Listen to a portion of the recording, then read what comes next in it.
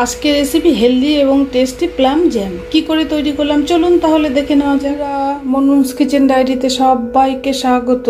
আমি আবার চলে এসেছি একটি রেসিপি নিয়ে, সেটি হচ্ছে প্লাম দিয়ে জ্যাম বা আলু বকরার জ্যাম। এর জন্য যে সকল উপকরণগুলি লাগছে সেগুলি হলো, আমি নিয়ে নিয়েছি আলু বকরা বা প্লাম যেটাই বলুন, নিয়ে নিয়েছি গুড়ের পাউডার, আর নিয়ে নিয়েছি অ্যাপেল সিডের ভিনেগার আর দারচিনি। সবার প্রথমে আমি প্লামগুলোকে টুকরো করে নিচ্ছি। এর ভেতরে কিন্তু একটা বীজ থাকে,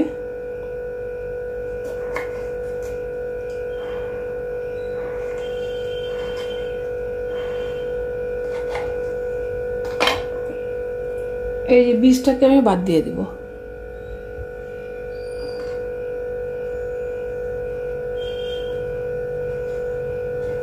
ঝালের অংশগুলোকে আমি নিয়ে নিচ্ছি।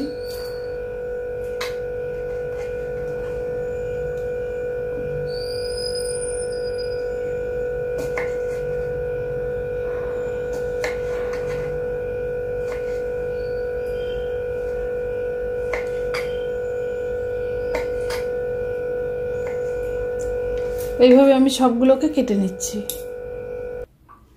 এবার আমি এগুলোকে একটু গ্রাইন্ডারে গ্রাইন্ড করে নেব। বীজগুলো আমি বাদ দিয়ে দিয়েছি।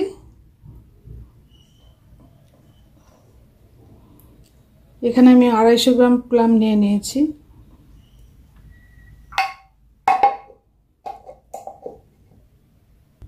গ্যাস জ্বালিয়ে আমি প্যান বসিয়ে দিয়ে দিয়েছি। এবার এটাকে আমি মিক্সিতে গ্রাইন্ড করে নিয়েছিলাম, আপনারা চাইলে কিন্তু এমনিও করতে পারেন ছোট ছোট টুকরো করে। এবার আমি এটাকে ছেঁকে নিচ্ছি।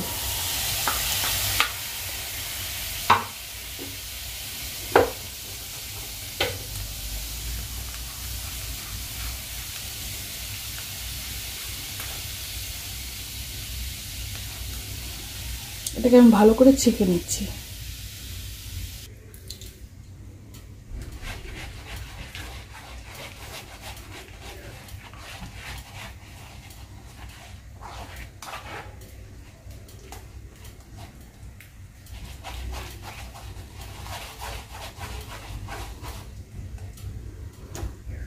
ছাবাগুলোকে আমি বাদ দিয়ে দিচ্ছি।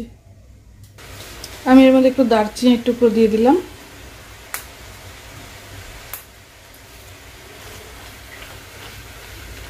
এবার এটাকে আমি ভালো করে জাল করে নেব।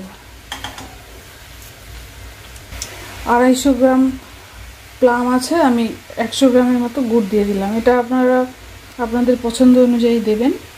টক মিষ্টিটা কীরকম থাকে প্লামের, আমার প্লামগুলো কিন্তু একটু মিষ্টিই ছিল।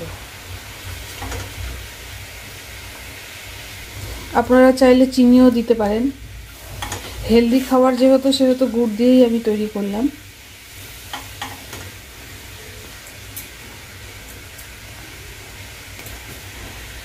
এই গুড়টুকু আমি দিয়ে দিলাম। গুড়ের পাউডারটা দিয়ে আমি ভালো করে নাড়াচাড়া করে নিচ্ছি।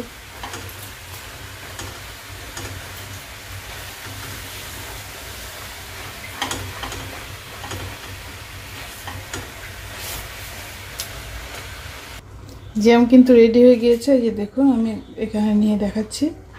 এই যে আস্তে আস্তে এক ফোঁটা ফোঁটা করে পড়ছে, তার মানে এটা হয়ে গিয়েছে।